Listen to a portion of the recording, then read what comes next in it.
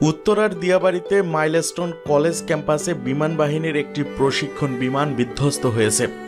এই ঘটনায় এখনো পর্যন্ত ১৯ জন নিহত হওয়ার খবর পাওয়া গেছে। আহত অনেকেই হাসপাতালে চিকিৎসাধীন রয়েছেন।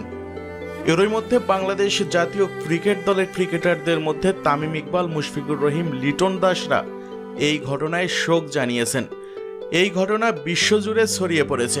এবার শোক জানিয়েছেন পাকিস্তানের তারকা পেসার শাহিন শাহ আফ্রিদি সামাজিক যোগাযোগ মাধ্যম এক্সে লিখেছেন, হৃদয় বিদারক এবং মর্মান্তিক, #বাংলাদেশ প্লেন ক্রাশ, দুর্ঘটনায় শিকারদের জন্য প্রার্থনা, পরিবারগুলোর জন্য অলৌকিক কিছু ঘটুক এবং তাদের শক্তি ও সাহস কামনা করছি।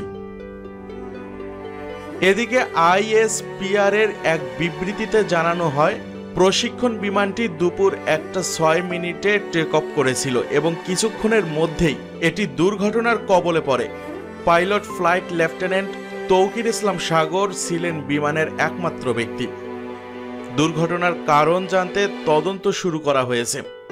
এরই মধ্যে সেনাবাহিনী, বিমান বাহিনী এবং ফায়ার সার্ভিসের বেশ কয়েকটি দল উদ্ধার কাজে অংশ নিয়েছে।